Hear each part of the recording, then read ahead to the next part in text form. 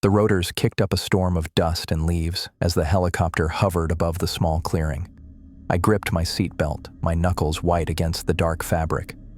The pilot gestured toward the ground with a quick nod, and I gathered my pack.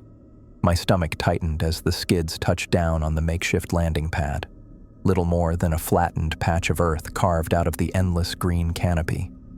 I jumped down onto the soft ground, ducking low under the still spinning blades. The humid air hit me like a wall, immediately soaking through my khaki shirt. I pulled my pack higher on my shoulder and moved away from the helicopter, squinting against the wind. 4 people waited at the edge of the clearing. My team. I'd reviewed their files extensively, but seeing them in person was different. They looked capable, which was good. We'd need that where we were going. "Dr. Webb?" A woman with black hair pulled back in a tight ponytail stepped forward, extending her hand. "Elena Rodriguez, geologist." I shook her hand. "Good to meet you in person, Dr. Rodriguez." "Just Rodriguez is fine," she said with a quick smile that didn't quite reach her eyes. She looked ready for business in her field gear, multiple tools hanging from her belt. A tall man with close-cropped black hair stepped forward next. James Mitchell, photographer. He carried several camera bags slung across his body, the equipment looking almost like natural extensions of himself. "Looking forward to documenting whatever we find out here." "Sarah Thompson," said a slender woman with auburn hair braided down her back. She carried a small notebook in one hand. "Anthropologist. I've read all your papers on pre-Columbian urban planning. It's an honor to work with you." I nodded, uncomfortable with the praise. "Thank you. I'm looking forward to your insights on the cultural aspects of what we might find." The last member of the group stood slightly apart from the others. He was taller than me by several inches, with military short blonde hair going gray at the temples and a jagged scar along his jawline. His eyes scanned the tree line continuously. "Captain Robert Hayes," he said without offering his hand. "Security and logistics." "Captain," I acknowledged with a nod. The helicopter's engine pitch changed behind me. I turned to watch as it lifted off, the downdraft flattening the tall grass around us. We all stood silently as it banked and headed back the way it had come, growing smaller until it disappeared beyond the green horizon. "We're on our own now," Hayes said, checking his watch. "We should move out. 3 hours of daylight left." I pulled my notebook from my pack and flipped it open to review my notes while the others gathered their gear. The Meridian Foundation had approached me 6 months ago with satellite images that had made my heart race, geometric patterns visible only from above, suggesting a massive urban complex hidden beneath the canopy of the Amazon rainforest. Director Catherine Blake had personally recruited me for the expedition. I remembered her cool gray eyes as she'd laid out the satellite photos in her sleek office. "We're calling it Cidade dos Desejos, City of Wishes," she told me. "Based on local legends and the satellite data, we believe it could be the largest pre-Columbian settlement ever discovered. The Foundation is prepared to fund a preliminary expedition, Dr. Webb, and we want you to lead it."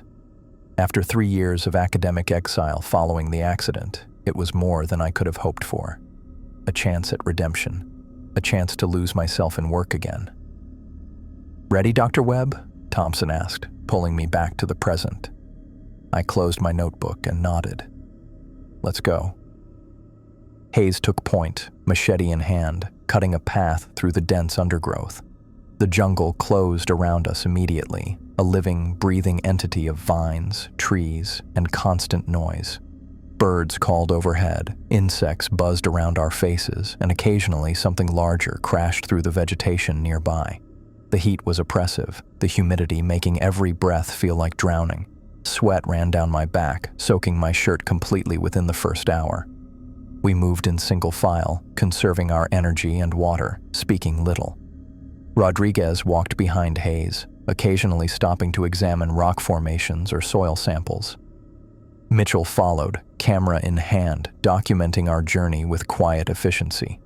Thompson walked ahead of me, jotting notes about the local flora and stopping occasionally to sketch something that caught her eye. 3 hours into our trek, Hayes raised his fist, signaling us to stop. He pointed ahead through a gap in the trees. "There," he said simply. I moved forward to stand beside him, and what I saw made my breath catch in my throat. Rising from the jungle like the backbone of some enormous beast were structures, massive stone buildings partially covered in vines and vegetation. Even from this distance, I could see they were hundreds of feet tall, dwarfing the surrounding trees. "My God," I whispered. We pushed forward more quickly now, our fatigue forgotten. As we got closer, the scale became even more apparent. Enormous avenues, wide enough for 10 cars to drive side by side, cut through the jungle. Buildings rose on either side, their facades covered in intricate carvings almost hidden beneath centuries of growth. "This is..." Thompson trailed off, her eyes wide. "Impossible," Rodriguez finished for her, running her hand along a stone wall. "The engineering required to build this, it's beyond anything we know about pre-Columbian civilizations." Mitchell was already taking photographs, moving from one vantage point to another. "These structures must be at least 300 feet tall," he said, looking up at the nearest building. "Maybe more." Hayes maintained his professional demeanor, but even he looked impressed. "We should find a defensible location for base camp before dark." I nodded, still trying to process what I was seeing. "There appears to be a central plaza ahead. We'll set up there." We made our way down what must have once been the main avenue of the city. The paving stones beneath our feet were still intact, though tree roots had pushed some of them up at odd angles. The buildings on either side showed signs of sophisticated architecture, arched doorways, terraced levels, and what looked like aqueduct systems running along their sides. The central plaza opened before us, an enormous square surrounded by what appeared to be temple structures. At the center stood a stone platform raised about 3 feet off the ground. "This will do," Hayes said, already assessing the area for security concerns. "Good visibility, multiple exit routes if needed." As the others began setting up camp, I walked slowly around the plaza, trying to take in the scale of what we'd found. The city stretched in every direction as far as I could see, disappearing into the jungle. Rodriguez joined me, her scientific skepticism momentarily set aside in the face of our discovery. "Based on the size of this central area and what we can see of the surrounding structures, this city could have housed at least 20 million people," she said. "Maybe more." 20 million, I repeated, the number almost incomprehensible. That would make it one of the largest pre-Columbian cities ever discovered. "Not one of the largest," she corrected. "The largest, by far." As the sun began to set, casting long shadows across the plaza, we gathered around a small fire Hayes had built. The jungle sounds intensified with the darkness, strange calls and rustles that seemed to come from all directions. "We should begin a systematic survey tomorrow," I said, looking at my team. "Rodriguez, I want geological samples from various structures. Mitchell, comprehensive photographic documentation. Thompson, focus on any cultural artifacts or hieroglyphics you can find. Hayes will coordinate our movements and ensure our safety." They nodded in agreement, but I noticed Thompson looking troubled. "What is it?" I asked. She hesitated before speaking. "It's just, I've been walking around the plaza while you were all setting up camp. I've checked several buildings around the perimeter too." "And?" Hayes prompted when she paused. "There are no artifacts," she said. "No pottery shards, no tools, no personal items. Nothing." I looked at her, not immediately grasping the significance. "A city this size," she continued, "should be full of evidence of human habitation. Cooking implements, religious items, weapons, jewelry, but I haven't found a single piece." Rodriguez frowned. "Maybe looters got here first?" Thompson shook her head. "Looters take valuable items, but they leave plenty behind. Broken pottery, common tools, things without monetary value. There should be something." A chill ran through me that had nothing to do with the evening air. I stood up and walked to the nearest building, shining my flashlight through the doorway. The beam cut through the darkness, illuminating empty rooms. No furniture, no decorations, no signs of life. "There's something else," I said slowly, turning back to the group.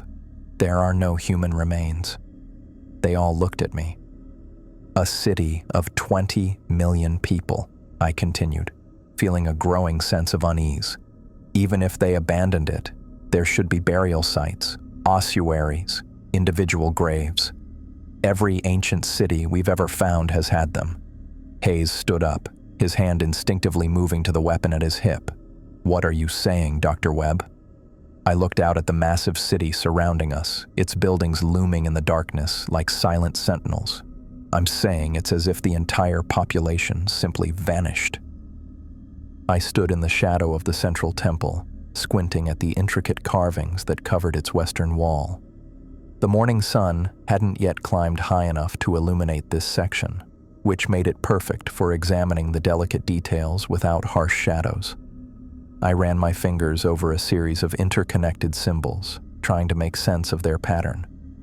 "These don't match any known pre-Columbian writing system," I muttered to myself, jotting notes in my field journal. 4 days into our expedition, and the mysteries of this place only grew deeper. Something moved at the edge of my vision, a flash of blue fabric. I looked up from my notebook. My heart stopped. Anna stood at the end of the corridor, her chestnut hair catching what little sunlight filtered through the stone ceiling. She wore her blue sundress, the same one from the day of the accident. She looked exactly as she had that morning, right down to the white cardigan draped over her shoulders. "Anna?" My voice came out as a cracked whisper. She didn't speak, just looked at me with those warm amber eyes I'd memorized over our years together. A small smile played at her lips, that same knowing look she'd give me when I'd worked too late at my desk. "Anna!" I called louder, dropping my notebook as I stumbled forward. She turned and walked around the corner. I broke into a run, my boots slapping against the ancient stone floor. I rounded the corner, breathing hard, ready to embrace her, to demand answers, to collapse at her feet. The corridor was empty. "Anna!" I shouted, my voice bouncing off the stone walls. I checked each doorway, each alcove, but found nothing. The passage ended in a solid wall of unbroken stone. I pressed my palms against the cool surface, searching for hidden mechanisms, secret doors, anything that might explain where she'd gone. The wall remained solid and unyielding. "You're losing it, Marcus," I said aloud, trying to steady my breathing. 4 hours of sleep, not enough water, and too much sun.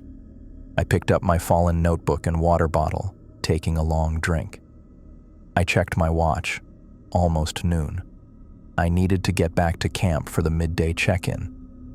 As I walked back through the temple, I kept glancing over my shoulder, half expecting, hoping, to see her again. "You look like you've seen a ghost," Rodriguez said as I approached our camp in the central plaza.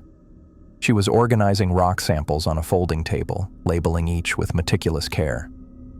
"Just tired," I replied, not ready to share what I'd seen. The hieroglyphs on the western temple wall are unlike anything I've encountered before. She nodded without looking up. "This whole place defies categorization. The mineral composition of these stones suggests they were quarried from at least 300 miles away. How they transported them here is beyond me." I grabbed an energy bar from our supplies and sat on a nearby stone bench. The rational part of my brain was already dismantling what I'd seen. Stress-induced hallucination, dehydration, sleep deprivation, grief manifesting visually due to extreme conditions. All perfectly logical explanations. Then why did my hands still shake? Mitchell returned to camp next, his camera bags hanging from both shoulders. His normally cheerful face looked drawn. "Everything okay, James?" I asked. He set his equipment down carefully before answering. "Yeah, just thought I saw something weird while photographing the eastern quadrant. Probably nothing." "What kind of weird?" I tried to keep my tone casual. Mitchell hesitated. "You'll think I'm crazy." "Try me." He sat beside me, lowering his voice. I was setting up a shot of this incredible archway, when I saw my brother David standing under it, watching me. My skin prickled. Your brother? He died in Afghanistan 6 years ago. Mitchell rubbed his face. I know it wasn't real, just my mind playing tricks, right?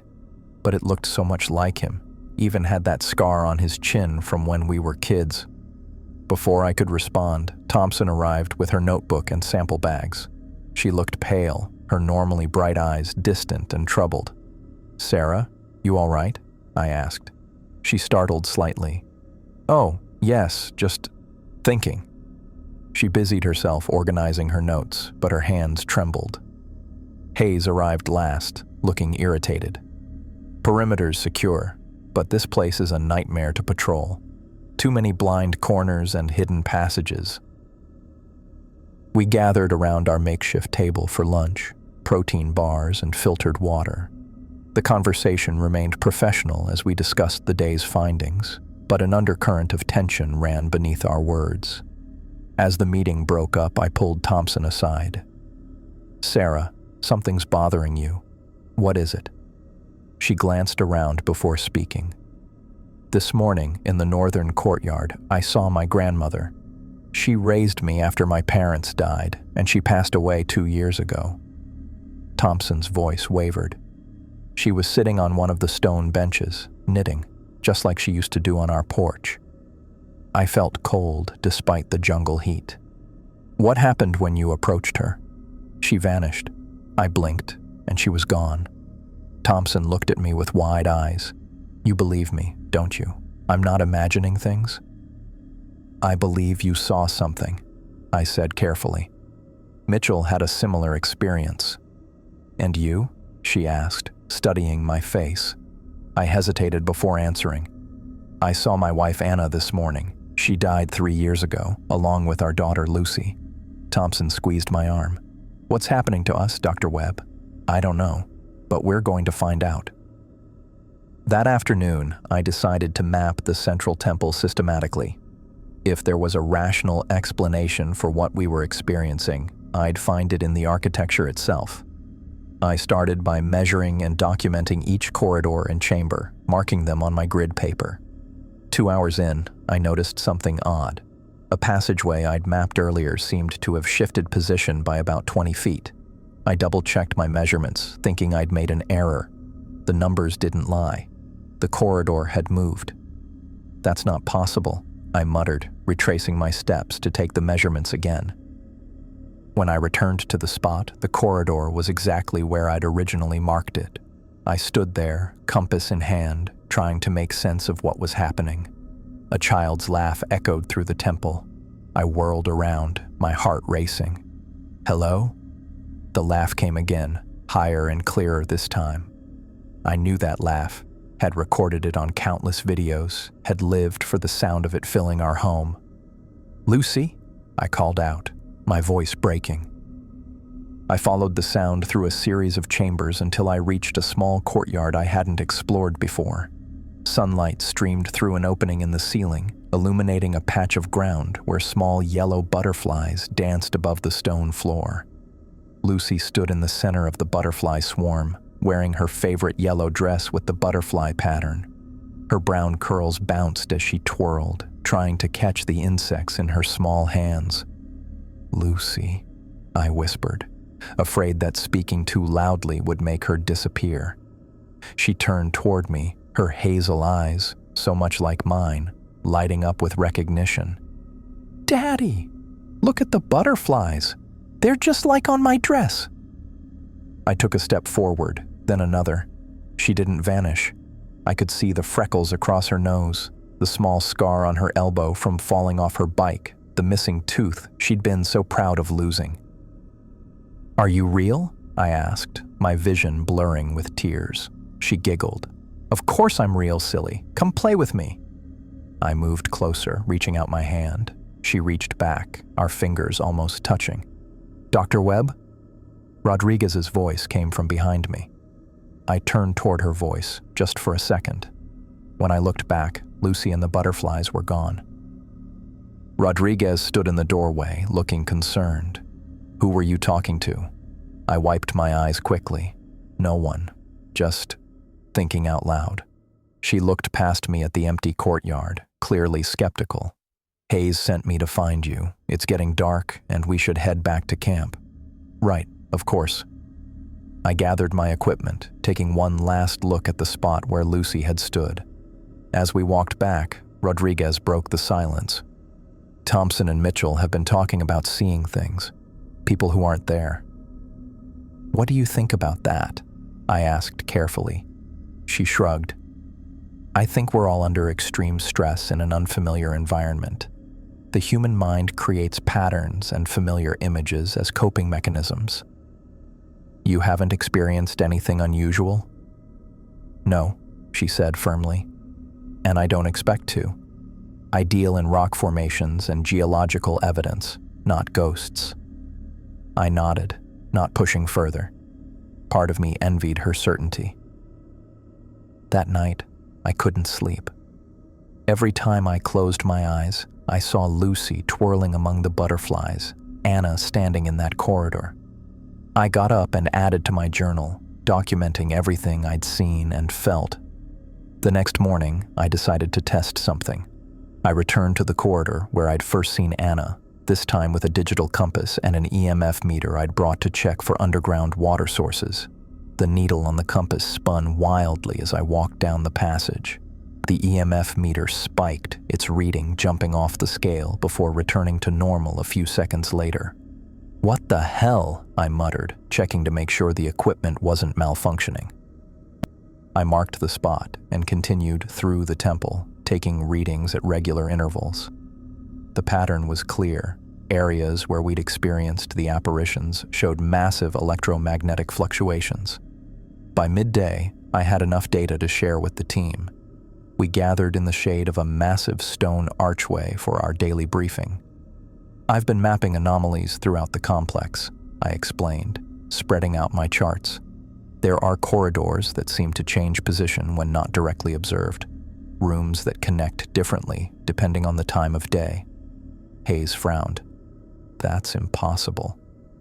I know how it sounds, I said, but I've triple-checked my measurements, and there's more. I showed them the EMF readings.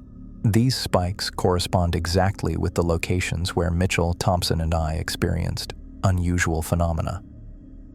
You mean where you saw dead people? Rodriguez said bluntly. Yes, I admitted. Where we saw people who couldn't possibly be here. Mitchell leaned forward. So there's something measurable happening? It's not just in our heads? The readings are real, I confirmed. What they mean is another question. Thompson looked relieved. I knew I wasn't imagining things. My grandmother was there. I felt her presence. Let's not jump to conclusions, Rodriguez cautioned. Electromagnetic fields can affect human perception. They can cause hallucinations, feelings of being watched, even religious experiences. There could be natural mineral deposits creating these fields. That doesn't explain the architectural shifts, I pointed out. Hayes stood up, clearly uncomfortable. I need to check the perimeter. This conversation is getting a bit too X-Files for me. After he left, I continued.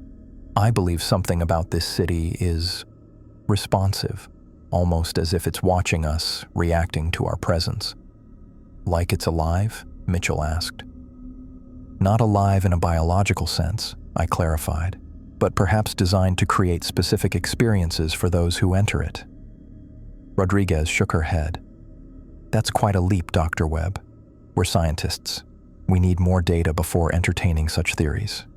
I agree, I said, which is why I want to set up monitoring equipment throughout the complex. If we can document these changes as they happen, we'll have something concrete to analyze. We spent the afternoon positioning cameras and sensors at key locations. As the sun began to set, casting long shadows across the plaza, I felt the weight of the ancient structures around us. The massive stone buildings loomed against the darkening sky, silent witnesses to our intrusion. That night, I sat alone by the small fire in our camp, updating my journal with the day's findings. The others had retired to their tents, exhausted from the day's work. Marcus, Anna's voice came from behind me, so clear and present that for a moment, I forgot she was dead. I turned slowly, half expecting to find nothing. She stood at the edge of the firelight, more solid and real than before.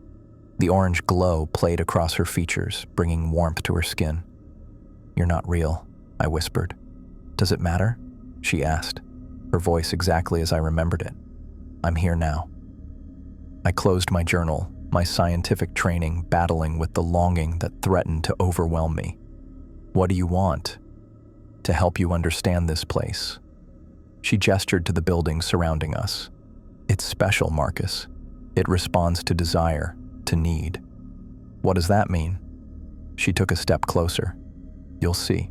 Just keep looking. The answers are here." I blinked, and she was gone.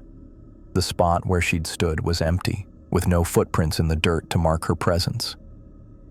I sat there for a long time, staring into the flames, caught between what I knew to be scientifically possible and what I'd experienced with my own senses. My rational mind insisted there had to be a logical explanation. Gas pockets in the ruins causing hallucinations, stress-induced shared delusions, something in the local water supply. But another part of me, the part that had held Anna as she died, that had buried our daughter in a coffin too small to be real, wondered if I was finally losing my grip on reality, or worse, if reality itself was not what I'd always believed it to be. The ancient city surrounded me, its stone faces watching in the darkness. Whatever secrets it held, I was now certain of one thing. This place wanted something from us, and I was afraid we were already giving it exactly what it needed. I woke up early on the 5th day, my back stiff from sleeping on the uneven ground. The camp was still quiet, except for Hayes, who nodded at me from his position by the dying fire. I grabbed my pack, notebook, and water bottle, then headed toward the central temple while the sky turned from black to deep blue. "Going back to the temple?" Hayes asked, not looking up from cleaning his knife. "Yeah, there's a section I haven't fully mapped yet. Deeper chambers that might tell us something about this place." He looked up then. "Take a radio. Check in every hour." I patted my pocket where the small black radio sat. "Will do." The central temple looked different in the early morning light, less imposing, more like an abandoned building than a mysterious ancient structure. I'd spent the last 4 days mapping the outer sections, but today I planned to push deeper into the interior chambers.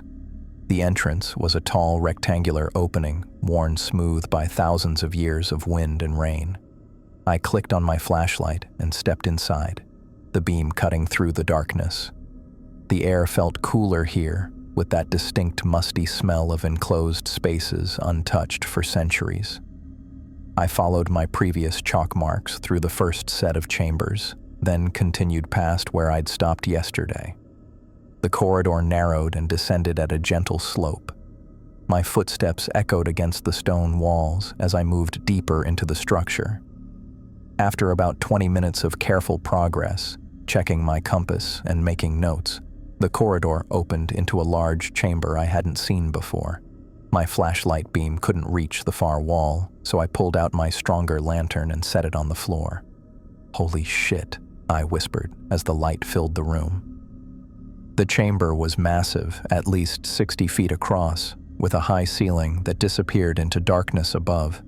But what made me freeze in place were the walls, every inch covered in intricate carvings that wrapped around the entire room in horizontal bands, like a comic strip telling a story.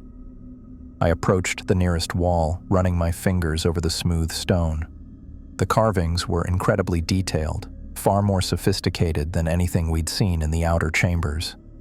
They depicted human figures, buildings, animals, and strange symbols I couldn't identify. I pulled out my camera and began taking systematic photographs of each section, moving clockwise around the room. This would take hours to document properly, but I could already tell it was the most significant find of the expedition. The first panels showed what appeared to be the founding of the city. Human figures clearing jungle, laying foundations, building structures that matched the ones we'd found outside. The artistry was remarkable. Each tiny face had individual features, expressions of determination and purpose. As I moved to the next section, the narrative continued. The city grew larger, more elaborate.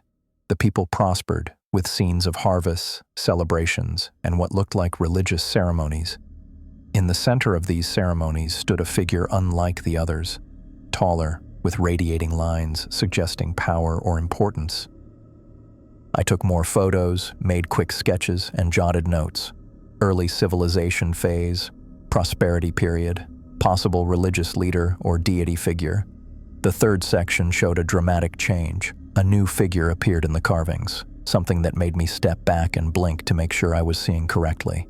It wasn't human. The entity, that's the only word that seemed appropriate, had a vaguely humanoid upper body, but with multiple appendages extending from it like tentacles. Its head was elongated, with what looked like multiple eyes. What the hell were these people worshipping? I muttered, taking close-up shots of the strange figure. The next panels told a remarkable story. The entity appeared to be interacting with the human leaders, and following these interactions, the city transformed. Buildings grew taller and more elaborate. Crops became more abundant. The people appeared healthier, stronger. I moved to the next band of carvings and saw the entity now central in every scene. People approached it with hands outstretched and afterward received something. Wealth, health, power. The entity had become integral to their society. It was granting wishes, I said aloud, the words echoing in the empty chamber. Some kind of exchange. I checked my watch and realized I'd missed my hourly check-in with Hayes. I grabbed my radio. "Hayes, this is Webb. Sorry for the delay. I found something significant. A chamber with historical carvings. Over." The radio crackled. "Copy that. Status? Over."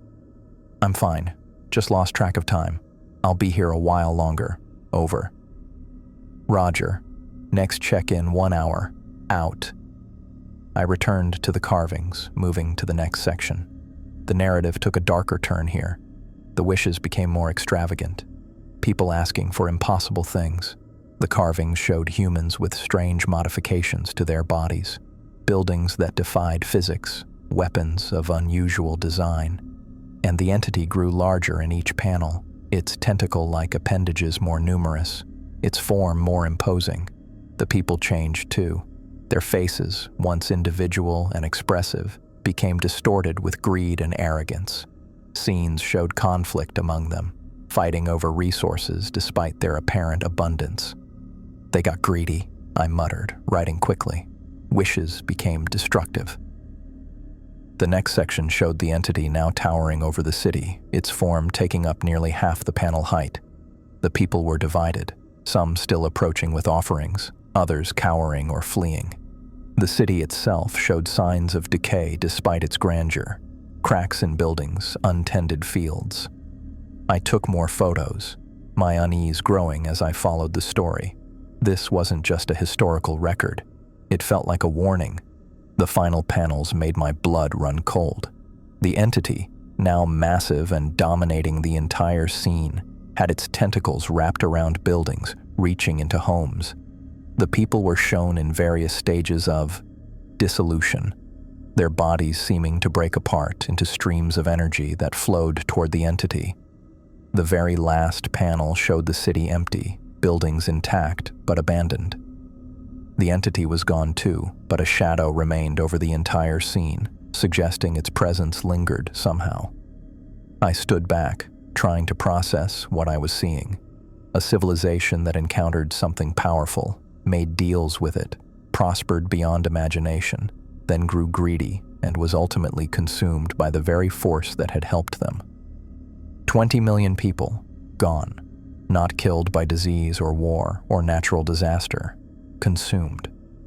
I spent the next several hours meticulously photographing every panel, making detailed notes and sketching the key scenes. This discovery would revolutionize our understanding of pre-Columbian civilizations, if we could verify it wasn't just some elaborate fiction carved by the city's inhabitants. But something about the carvings felt too precise, too consistent to be mythology. The entity was depicted with the same proportions throughout. The architecture matched what we'd seen outside, and the progression followed a logical narrative. I checked in with Hayes twice more as I worked, but kept my findings vague. I needed time to process this before sharing it with the team. By late afternoon, I documented everything and packed up my equipment. As I prepared to leave the chamber, I took one last look at the carvings. In the fading light of my lantern, the carved entity seemed to shift slightly, as if the shadows gave it movement. I quickly turned away and headed back up the corridor toward the surface, my pack heavy with notes and camera equipment. The weight of what I'd discovered felt even heavier. The sun was setting when I finally emerged from the temple. The camp was active, with Rodriguez and Thompson comparing notes while Mitchell sorted through his day's photographs. Hayes looked up from cleaning his gun, his expression showing mild relief that I'd returned. "You were down there all day," Rodriguez said as I approached. "Find anything interesting?" I set my pack down carefully. "Yes, a chamber with historical carvings. I need to review my notes and photos before I can share details." "You look like you've seen a ghost," Thompson said, studying my face. "Just tired. It was a long day of documentation."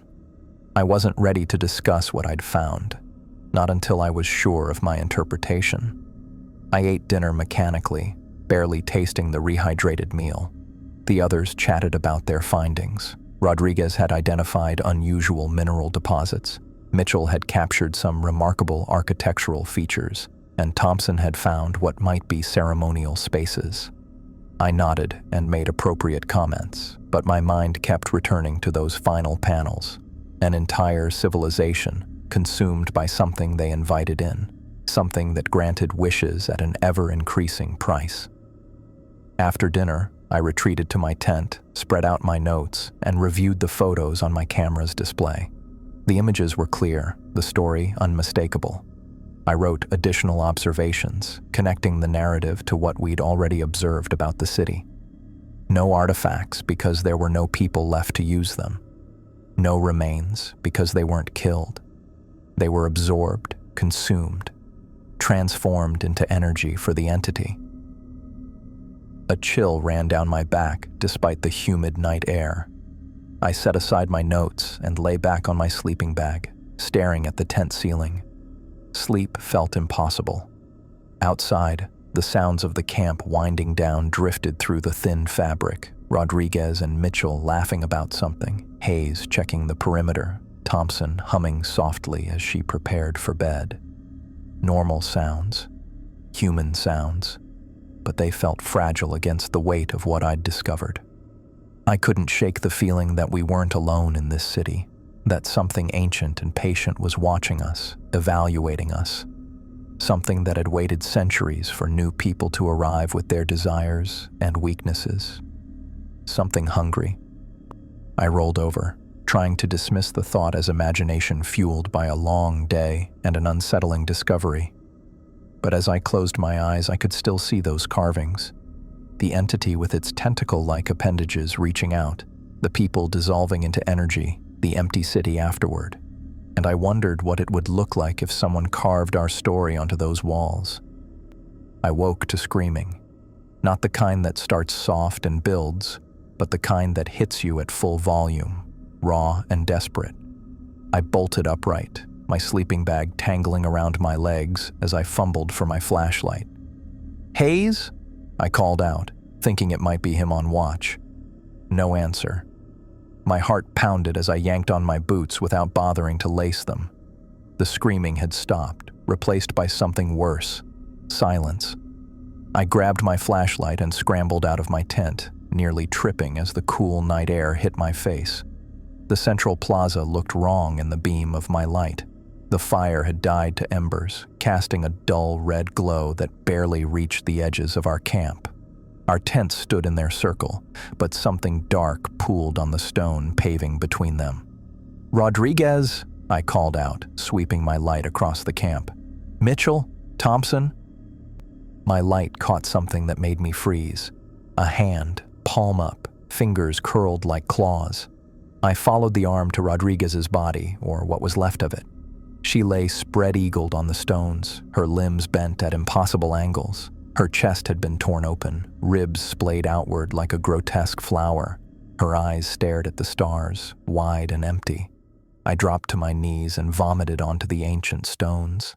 "No, no, no," I whispered, wiping my mouth with the back of my hand. This couldn't be real. We'd been talking just hours ago about rock samples and temple measurements. A soft thump made me look up. My light caught something swinging gently in the night breeze. Mitchell hung from a tree at the edge of the plaza, suspended by vines that hadn't been there earlier. His body twisted slowly, his cameras still around his neck, lenses smashed. His limbs bent backward at the joints, head tilted at an angle no living person could manage. "Hayes!" I shouted, my voice breaking. "Thompson!" I spun around, my light catching a new horror. Thompson was 20 feet away, her body impaled on a stone spike that rose from the plaza floor. I was certain, that spike hadn't existed when we made camp. Her field journal lay open at her feet, pages fluttering in the light breeze.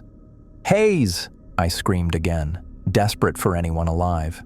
The military man was nowhere to be seen. Had he escaped? Or was his body waiting for me to discover in some new nightmare tableau? "He ran," a soft voice said behind me. Not that it helped. I knew that voice. I'd heard it in my dreams for 3 years. I turned slowly, my light falling on a woman standing calmly amid the carnage. Anna, my wife. She wore the blue sundress from the last day I saw her alive, her chestnut hair falling over her shoulders exactly as I remembered. She looked so real, so solid, that for one insane moment I thought I might be hallucinating the bodies and she was the reality. But then she smiled and I saw her eyes. They were Anna's in shape and color, but something else looked out from behind them, something old and cold and hungry. My skin crawled as if covered with insects. "What are you?" I asked, my voice barely above a whisper.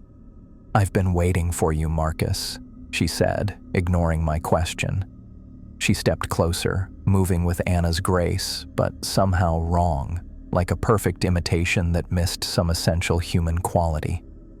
"You were always the one I wanted." I backed away, nearly tripping over Rodriguez's outstretched arm. "The others were just appetizers," Anna continued, gesturing at the bodies around us.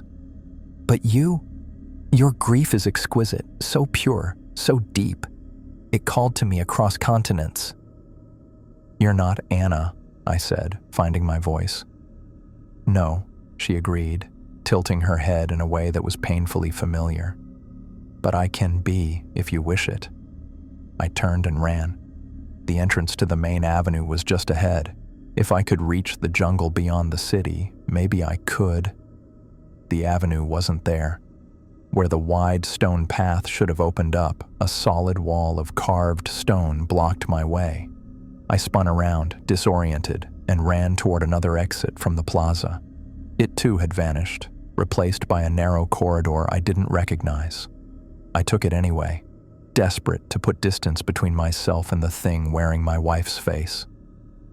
The corridor twisted left, then right, then left again, configurations impossible given what I'd mapped of the city's layout. I ran until my lungs burned, taking turns at random, but each new passage felt wrong. Some corridors looped back on themselves, others ended in blank walls. One staircase descended for what felt like minutes, far deeper than the temple's foundation should allow. "You can't leave, Marcus," Anna's voice echoed from everywhere and nowhere. "This place responds to desire, remember? And right now, my desire is stronger than yours." I leaned against a wall, gasping for breath. The stone felt warm under my palm, almost alive. "What do you want?" I shouted. Her laugh bounced off the stones. "What all living things want. To feed, to grow, to continue." Her voice seemed to circle me. "Your kind is so delicious, full of wants and needs and desperate longings." I pushed off from the wall and jogged down another corridor, trying to find any path that led outward. The people who built this city, her voice followed me. They were so eager at first. One small wish, then another.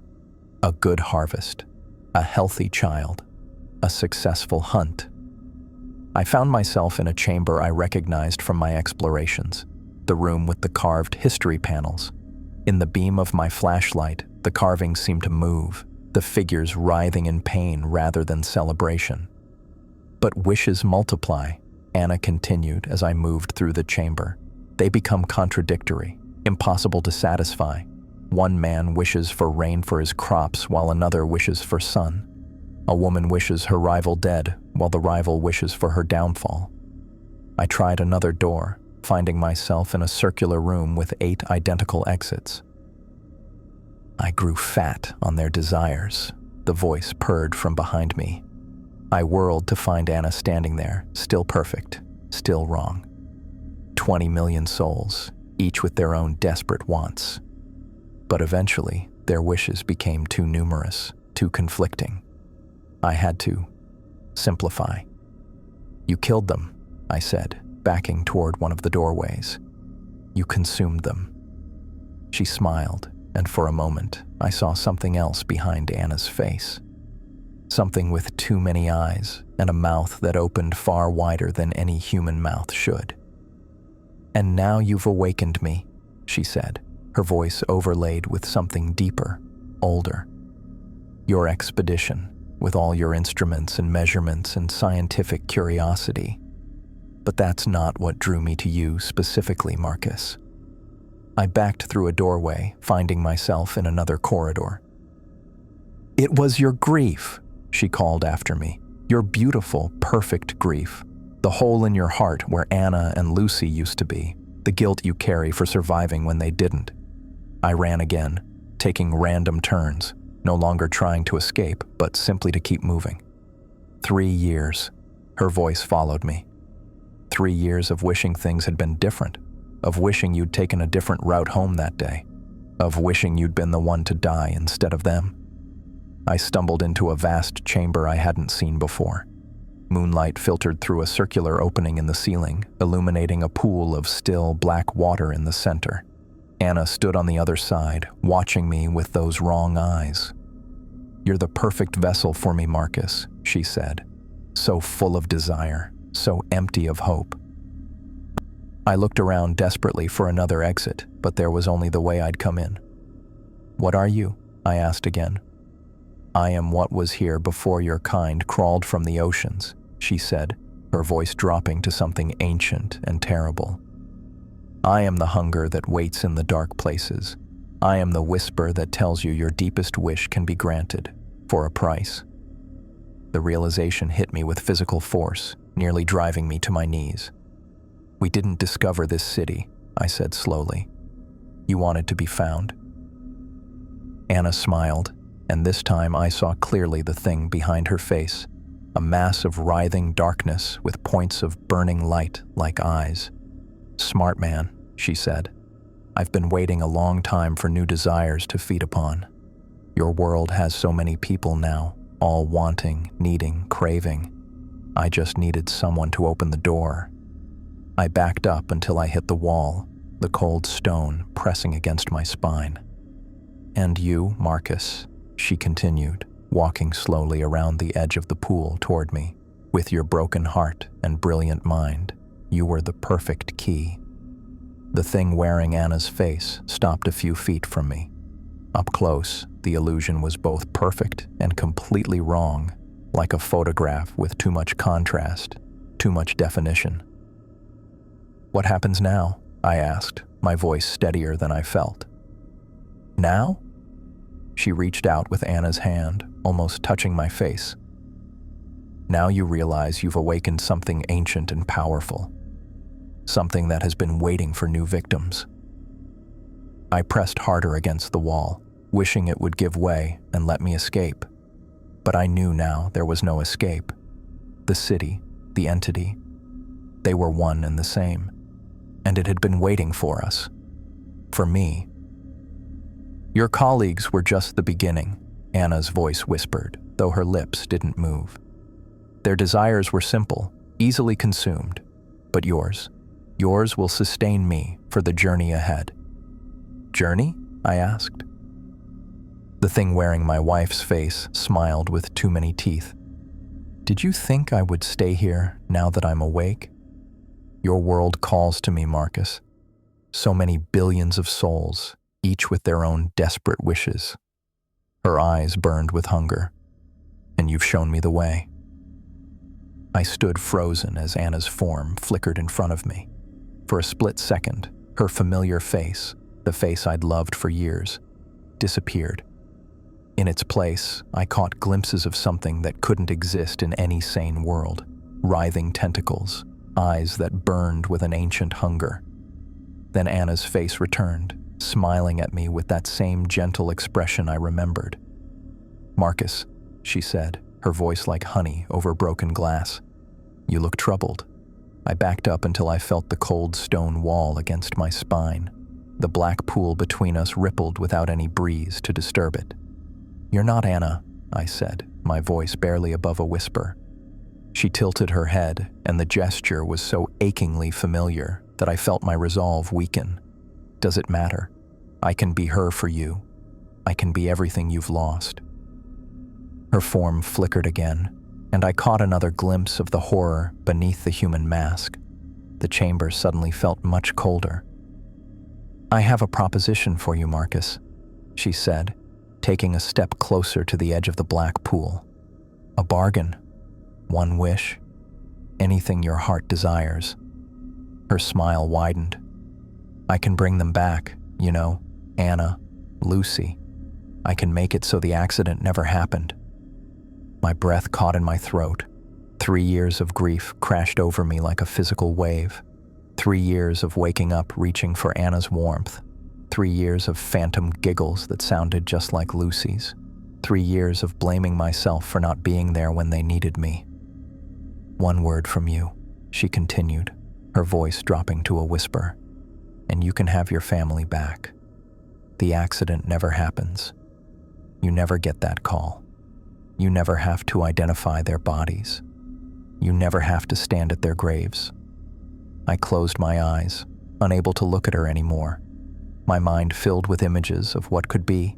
Anna making breakfast in our kitchen, Lucy running to me with her arms outstretched, calling Daddy. The life we should have had. Think about it, Marcus. 3 years of loneliness. 3 years of guilt. All of it gone with just one wish. I opened my eyes. Anna, no, the thing wearing Anna's face, stood closer now, only a few feet away. The black water lapped at the edge of the stone floor where she stood. "All you have to do is wish," she said, extending her hand toward me. My scientific training kicked in, the analytical part of my brain fighting through the fog of grief and temptation. I remembered the carved panels I'd studied earlier that day. 20 million people. An entire civilization that had made bargains just like this one. "The people who built this city," I said, my voice growing stronger. "They made wishes too, didn't they?" Something dark flashed behind Anna's eyes. They were weak. Their desires were petty. "They all died," I said. "You consumed them." "I gave them what they wanted," she countered. "Just as I'll give you what you want. Anna and Lucy, alive and well, your family restored." My mind raced. If I made this wish, would I be dooming others? Would this entity, wearing my wife's face, move on to the next victim once it had consumed me? The expedition had awakened it. Now it wanted out, wanted to feed on the desires of billions. "What's your answer, Marcus?" she asked. "Don't you want your family back?" God help me, I did, more than anything. But I looked at her, really looked, and saw the hunger behind those familiar eyes. This wasn't love. This was predation. "I do wish for something," I said finally. Her smile widened, revealing teeth that seemed just a bit too sharp. "Tell me." I straightened up, pushing away from the wall. "I wish for this city to be hidden forever from the outside world. I wish that no other expedition will ever find it again." The smile froze on her face. Then it twisted into something inhuman as she realized what I'd done. "No!" she shrieked, her voice no longer Anna's but something ancient and terrible. Her form flickered rapidly now, unable to maintain the human disguise. "You cannot! Your wish turns my power against me!" The chamber began to shake. Dust and small pieces of stone rained down from the ceiling. A crack appeared in the floor, splitting the black pool. The water drained away, revealing nothing but dry stone beneath. "What have you done?" the entity screamed, its form now a churning mass of darkness with too many eyes, too many limbs. The walls of the chamber began to crack. Through the fissures, I saw green, plants, vines. The jungle was reclaiming the city with impossible speed. I didn't wait to see more. I turned and ran toward the corridor, ducking as a chunk of ceiling crashed down where I'd been standing seconds before. Behind me, the entity's furious screams echoed through the crumbling structure. The corridor ahead had changed, narrowing and twisting in ways that defied the measurements I'd taken earlier. I ran anyway, having no choice but to move forward. Vines burst through the floor beneath my feet, wrapping around columns and pulling them down. Roots cracked through walls, splitting ancient stones that had stood for centuries. The screams followed me, bouncing off the walls until it seemed like they came from everywhere at once. The city was dying around me, being swallowed by the jungle that had hidden it for so long. I stumbled over a fallen block, caught myself against a wall that immediately crumbled under my touch. Ahead, I saw light, not the artificial glow of my abandoned flashlight, but natural light. Dawn was breaking outside. The screaming grew more distant as I pushed toward the light. The corridor behind me collapsed entirely, sealing off the chamber and the entity trapped within it. I ran faster, jumping over roots that snaked across my path, ducking under vines that seemed to reach for me like grasping hands. The walls on either side bowed outward, pushed by the relentless force of nature reclaiming what had been stolen. The entity's rage followed me, but its power was turning inward now, forced by my wish to hide itself away from the world. I had given it no choice but to disappear, taking its terrible hunger with it. I ran toward the light, toward escape, while behind me, the city of desires crumbled into the earth. I fell to my knees on the muddy ground, gasping for breath. My shirt was torn, my arm scratched and bleeding from my desperate flight through the jungle. The entity's final scream still rang in my ears, a sound that wasn't quite human, wasn't quite anything I could name. "Anna," I whispered, though I knew it hadn't been her. Not really, just something wearing her face, using my grief as a weapon. The ground gave another violent shake, and I scrambled backward as a fissure opened where I'd been kneeling. In seconds, it filled with new growth, ferns uncurling, flowers blooming, moss spreading across fresh earth. Nature reclaiming what had never belonged here in the first place. I looked up through a break in the canopy and spotted a dark shape against the dawn sky. The retrieval helicopter circling overhead. The emergency beacon in my pack must have activated during my escape. Its red light blinked steadily, the only piece of modern technology that still made sense in this place where reality had bent and warped around me. The helicopter dipped lower, searching for a landing spot. I pulled myself to my feet and staggered toward a small clearing, waving my arms frantically. The downdraft from the rotors bent the surrounding vegetation as the pilot spotted me and brought the craft down in the tight space. A crew member jumped out before the skids fully touched down, rushing toward me with a medical kit. His mouth moved, asking questions I couldn't process. I kept looking back at where the city had been, now just an unbroken wall of jungle. No sign of Hayes, no sign of the others, no sign that any of it had ever existed. "Dr. Webb? Are you injured? Where are the others?" The crew member's voice finally broke through my daze. I turned to him, my mouth dry. "They're gone. Everyone's gone." 3 weeks later, I sat in a sterile debriefing room at Meridian Foundation headquarters, my hands wrapped around a paper cup of coffee that had gone cold an hour ago. The walls were a shade of gray that matched the sky outside the tall windows, flat and featureless, offering no distraction from the woman sitting across from me. Director Catherine Blake tapped her pen against her notepad, her platinum bob perfectly still as she tilted her head. She hadn't moved in several minutes, just watching me with those piercing gray eyes as I finished recounting everything that had happened. "So, to summarize, Dr. Webb," she said finally, her voice as cool and controlled as ever, "you're claiming that an ancient city vanished into the jungle, swallowed by vegetation that grew at an impossible rate. After an entity, which took the form of your deceased wife, attempted to make you its vessel to reach the outside world." I nodded, knowing how it sounded.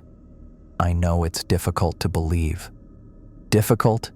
She set her pen down with a click that seemed to echo in the silent room. "Dr. Webb, we've reviewed the satellite imagery of the coordinates where you were recovered. There is no city. There are no ruins. There is nothing but unbroken rainforest for miles." "That was my wish," I said quietly.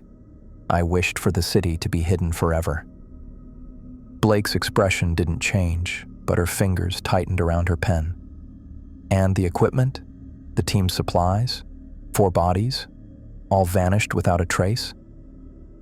"The entity consumed them. The city consumed them." I leaned forward. "Check the satellite images from before. You'll see the city was there." "We did." Blake slid a folder across the table. "These are satellite images from the past 5 years of that exact location. No structures, no geometric patterns, nothing but jungle." I opened the folder with shaking hands.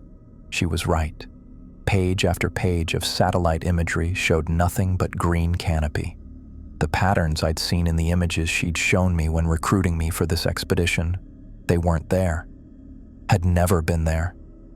"That's not possible," I whispered. "You showed me." "Dr. Webb." Blake's voice softened slightly, which somehow made it worse. "The helicopter that was meant to deliver your team crashed. The pilot reported engine failure just before losing contact. When the rescue team found you 3 weeks later, you were alone, dehydrated and suffering from exposure. There was no sign of the other team members." I stared at her, the implications sinking in.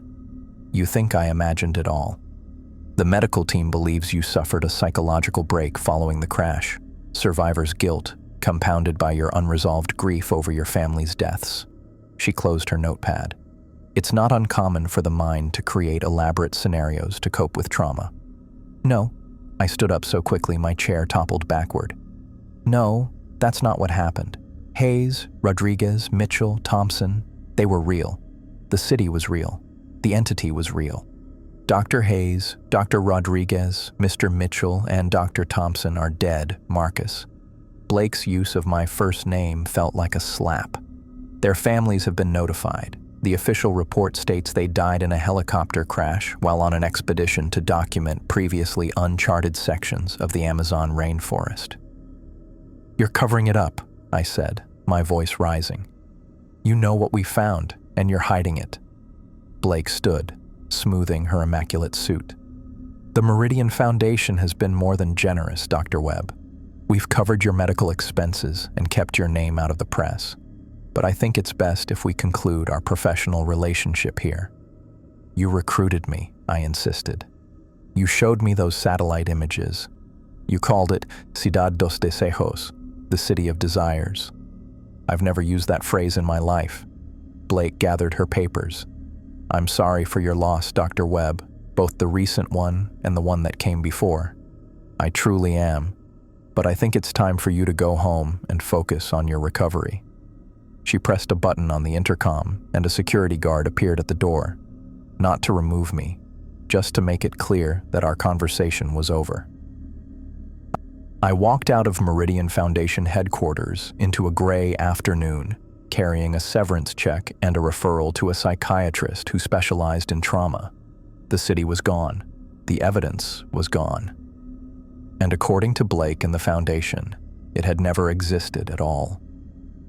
My academic reputation didn't survive the next 6 months. Word spread quickly through university circles.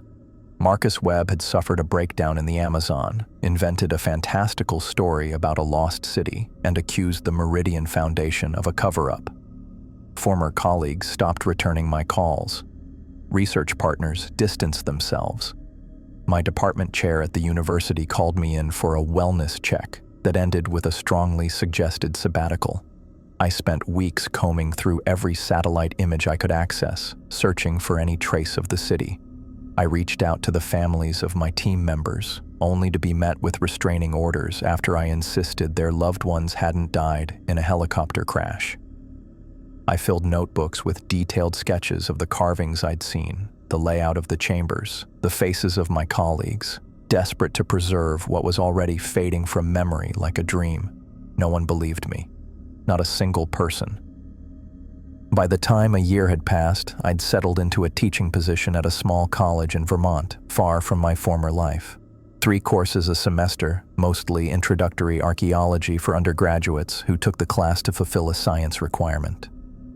My office was a converted storage closet at the end of a basement hallway.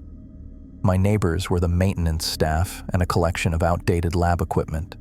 I kept to myself, showed up for class, gave my lectures, graded papers, went home to my 1-bedroom apartment where the walls were covered with my notes and drawings. The students called me the hermit professor behind my back. I didn't care. What haunted me most wasn't the loss of my career or reputation. It was the knowledge that I hadn't destroyed the entity. I'd only hidden it. My wish had concealed the city from the world, but had it truly contained what lived there? Or had I simply made it harder for anyone to find the threat, to prepare for it, to understand what waited in the darkness? I started monitoring news reports of missing persons in the Amazon region, archaeological journals, expedition reports, anything that might hint at someone else finding what we had found. Years passed this way. 2, then 5, then 8. The wall of my apartment became a web of red string connecting newspaper clippings, journal articles, maps. On the 10th anniversary of the expedition, I sat alone in my apartment, a glass of whiskey in my hand, staring at the wall of evidence that proved nothing to anyone but me. Rain tapped against the window, and in its rhythm, I sometimes thought I could hear Anna's voice or Lucy's laugh. But it wasn't them. It never had been. I took a sip of whiskey and closed my eyes. The entity had called itself ancient beyond human comprehension. It had fed on an entire civilization's desires, consumed them from within. And now it was buried again, hidden by my wish, waiting. I was the only one who knew, the only one who remembered, the only one who could warn others if the entity ever found its way back to the surface. I had survived to bear witness to humanity's greatest danger, a predator that wore the faces of our deepest desires and fed on our most human needs. And no one would ever believe me.